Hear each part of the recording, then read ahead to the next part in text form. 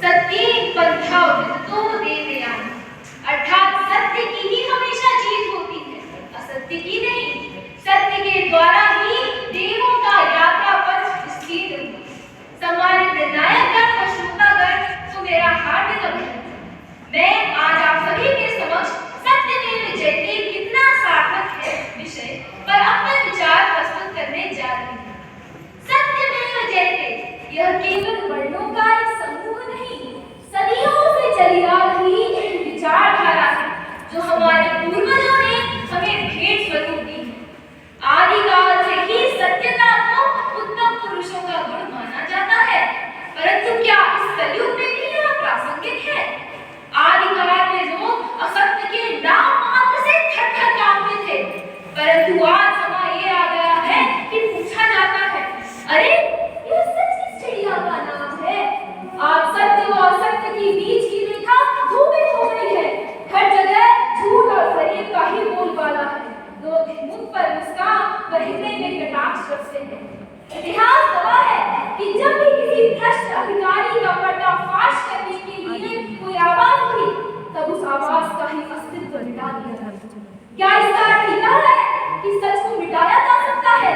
नहीं, सच भले ही प्रत्यक्ष रूप में हमारे समक्ष उपस्थित न हो, परंतु उसकी गूंज कभी अनसुनी नहीं जाती। यही कारण है कि सत्यवादी हरिश्चंद्र का नाम इतिहास के पन्नों में स्वर्णिम अक्षरों में अंकित है। महात्मा बुद्ध ने भी कहा है कि तीन चीजें कभी भी अत्यधिक देर तक छुपी नहीं रह सकती: सूरज, चंद्रमा और सत्य। इस कलयुग में जहाँ असत्य रूपी अंधकार हमें चारों ओर से घेरे हुए है, हमें याद रखना होगा कि यदि हम निष्ठता से सच के पथ पर अग्रसर हो, तभी यह संसार प्रगतिशील होगा।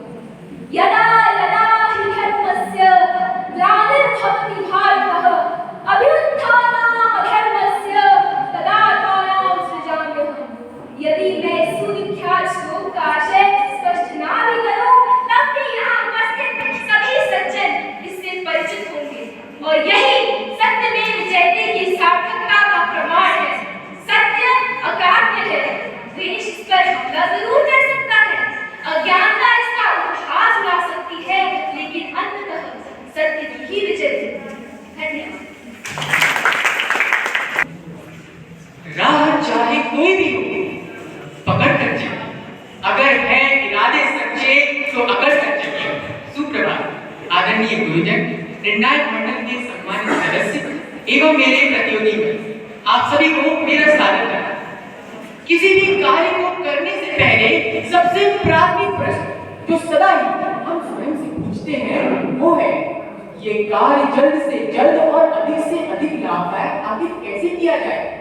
और लाभदायक से यहाँ तात्पर्य है व्यक्तिगत लाभ। यही व्यक्तिगत लाभ कारण है हमारी सच्चाई के प्रति डगमगाती सोच का। मेरे दृष्टिकोण में सत्यमेव जयते इन दो शब्दों की गहराई अनंत है, क्योंकि आज के लोभी समाज में अहम से अहम भूमिका निभाने वाला व्यक्ति भी अपने व्यक्तिगत लाभ के आगे सत्य को भूल न जाने कितने स्वप्नों को, कितनी आकांक्षाओं को एवं कितनी जिंदगियों को नष्ट कर देता है। हमें ये समझना होगा कि झूठ का होना सच की उपस्थिति को नहीं दर्शाता, बल्कि झूठ तो बस एक परत मात्र है जो सत्य के अनंत सागर के ऊपर जमी हुई है, जिसे साफ करने के लिए कड़ी से कड़ी तपस्या की आवश्यकता है। और इसी सोच के आधार पर मैं यह स्पष्ट करना चाहूंगा कि सत्यमेव जयते 100% सार्थक है। सत्य परेशान हो सकता है पर पराजित नहीं। सत्यमेव जयते ये उस मंत्र का अंश है जो कि मुंडक उपनिषद से लिया गया।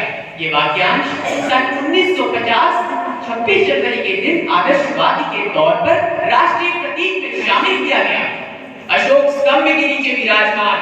यूं तो हमें ये हर सरकारी दस्तावेज एवं हर सरकारी इमारत पर अंकित मिलेगा, परंतु क्या ये हमारे नैतिक विवेक में उत्कीर्ण है? इसे सार्थक बनाने हेतु हमें इसे अपनी विचारधारा, अपने कर्मों और सबसे अधिक अपने हृदय में करना होगा। मेरे विचार से कोई सत्य के मार्ग पर है या नहीं, इसका अनुमान लगाना बिल्कुल ही असंभव हो जाता है जब हम किसी बहुत बड़े समूह की बात कर रहे हो, जैसे कि कोई देश।